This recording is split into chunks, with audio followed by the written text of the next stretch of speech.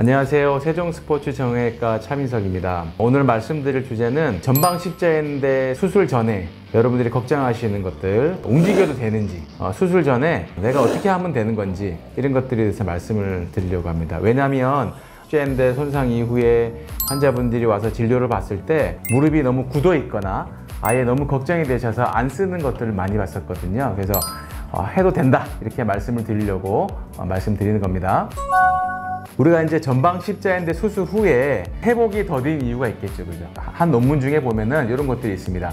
수술 전에 우리가 무릎 각도, 그 다음에 걷는 것들, 이런 것들이 안 될 때 우리 수술 후에 회복이 더딘 걸로 밝혀져 있습니다. 그래서 이렇게 이제 외래에 왔을 때 영상에서 보이겠지만 이렇게 무릎이 굳은 상태에서 무릎을 잘 펴지지도 않고 구부리는 것도 잘 안 되고, 이런 것들을 많이 볼 수 있습니다. 그래서 이런 걸 갖다가 무릎 관절 각도에 제한이 있는 거를 우리가 관절선 근육 억제라 부릅니다. 영어로는 아스로제닉 머슬 이니비션이라 부릅니다. 쉽게 얘기하면 안 펴지고 안 구부러지는 겁니다. 안 펴지는 것들이 주로 포인트가 되죠, 이제. 근데 이런 것들이 물론 발목에도 생기고 어깨에서도 생기고 팔꿈치에 생기거든요. 근데 주로 이런 관절성 운동 억제가 무릎에 주로 발생하는 걸로 돼 있고, 특히 그 중에서도 전방 십자인대 손상 이후에 40에서 50% 정도가 발생하는 걸로 돼 있습니다. 그리고 생기면은 주로 사두근, 앞에 있는 허벅지 근육에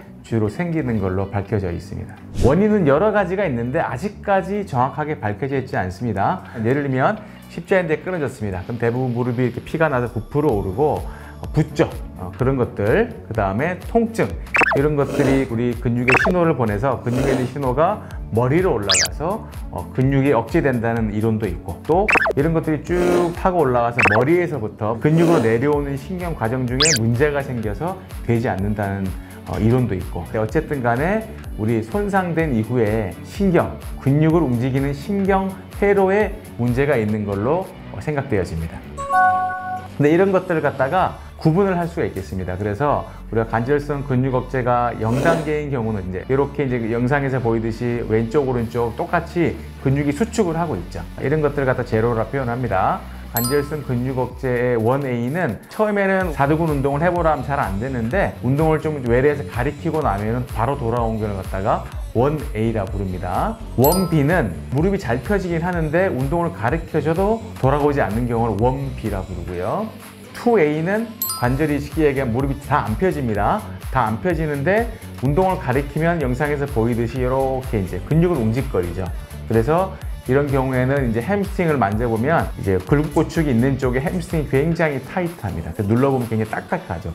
그런 경우에는 2A라 부릅니다. 그래서 이런 경우에는 이제 햄스트링을 갖다가 막 운동시켜가지고 햄스트링의 힘을 빼버리면 다시 말랑해지면서 굴곡구축이 좋아지는 경우도 있습니다. 어쨌든 간에 무릎이 다 안 펴지면서 대신에 운동을 가리키면 돌아오는 거를 2A라 부릅니다. 그리고 2B는 이렇게 이제 굴곡구축이 있는데 운동을 아무리 가리켜도 근육이 돌아오지 않는 것들을 2B라고 부릅니다. 그래서 이때도 역시 햄스트링을 만져보면 굉장히 타이트하죠. 다시 한번 햄스트링을 갖다가 힘을 빼버리는 운동을 시킨 후에 다시 하더라도 돌아오지 않는 경우가 많습니다.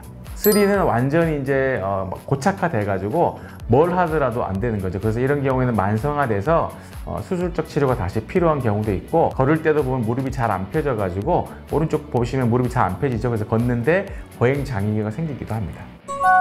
수술 전 재활의 단계를 말씀드리면, 처음에 통증이나 이런 것들이 관절성 운동 억제의 원인이 된다고 말씀드렸잖아요. 그래서 예를 들면 진통제나 제가 소염제를 처방해서 통증을 가라앉히고 관절 각도 운동을 두려워하지 말고 하게 하고, 그 다음에 보여드렸던 근육을 펴는 운동 있죠? 펼 수 있도록 다시 운동을 가르쳐 드리고, 걷고, 너무 무서우면 목발을 짚고 걷지만 목발을 빼고 걸어도 된다. 그 다음에 약간의 근력 운동까지 하는 순으로 이렇게 운동을 가르쳐서 수술 전에 정상적인 보행을 할 수 있도록 훈련을 시키고, 게임레디 같은 아이싱과 컴프레션이 혼합된 장비를 통해서 부종 및 통증을 감소시키는 재활을 시행하고 있습니다. 그러면 이런 수술 전 재활이 도움이 되는가? 아니면 괜히 다쳤는데 재활을 해서 더 나빠지지 않는가? 이런 의문이 있을 수 있죠, 그죠? 근데 이미 많은 논문에서 수술 전에 하는 재활이 수술 후 결과를 더 좋게 한다고 밝혀지고 있습니다. 또한 우리가 환자 선수들이 다치고 나면 항상 우울증에 빠지죠, 그죠? 특히 선수들 같은 경우는 은퇴해야 되는지 이런 걱정에 빠지게 되는데, 이런 수술 전 재활을 통해서 치료사들을 만나게 되고 그냥 방에 박혀 있지 않고 밖으로 나옴으로써 다시 한번 회복할 수 있는 모티베이션이 되므로 수술 전 재활은 굉장히 중요하고 도움이 된다고 말씀드릴 수 있습니다.